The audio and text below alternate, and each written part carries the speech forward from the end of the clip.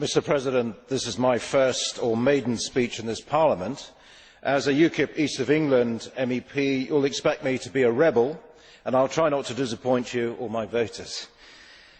Mr. President, we are discussing today EU trade agreements, and in particular that of South Korea, due to be signed this year. As we do not have much of the detail on this particular agreement, other than the fact I believe that two-thirds of the benefits will accrue to South Korea and a third to the EU, I would like to make some more general points. Many people are not aware that there are over 100 separate bilateral EU trade agreements. 116 is one estimate. There are trade agreements with countries such as the USA, Canada, Mexico, Brazil, India, China, Japan and South Africa. In Europe, there are trade agreements with Russia, Ukraine, Turkey and Liechtenstein. There are trade agreements also with non-EU, EEA and EFTA countries such as Switzerland and Norway. Norway's trade agreement religiously protects both its fishing and farming. And Norway is not a minnow. It is the EU's fourth largest import partner and the sixth largest export market. What should a trade agreement like South Korea's really contain then? Switzerland, I believe, is a strong example. There are provisions abolishing custom duties and trade quotas on industrial and agricultural products. There are provisions that allow Swiss citizens the right to live and work in EU countries, and for EU citizens to live and work in Switzerland. There are provisions for Switzerland to be part of the Schengen passport-free area.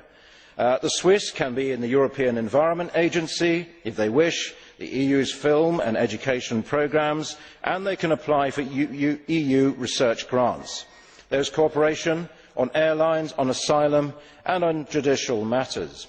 In short, they have all the claimed benefits of EU membership, but without the costs.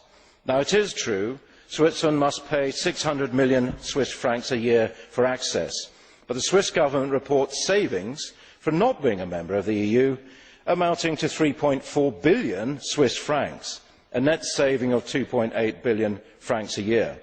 Nor is Switzerland an insignificant trading partner either. 80% of Swiss exports go to the EU, and it is the EU's fourth largest trading partner. My point, Mr. President, is that trade agreements can achieve the benefits of EU trade without the burden of high regulatory costs, loss of sovereignty and of resources. Even the Commission website admits, quote, Switzerland can develop and retain its own regulations in other areas which deviate from EU rulings. It is in its own interest, such as in financial and in labour markets. Now, how Britain would love to deviate in a similar way of the Working Time Directive, Temporary Workers Directive or the new Fund Managers Directive. So I conclude, Mr. President, in asking, why not Britain? Why can't Britain have a similar friendly trade agreement with the EU, like South Korea, instead of full EU membership?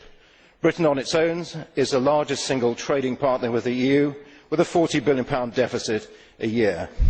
And we too can have the kind of assurances the Swiss enjoy. But we could, and I believe we should, be an independent, free trading nation once again, such as Norway, Switzerland and, well, even South Korea. Thank you.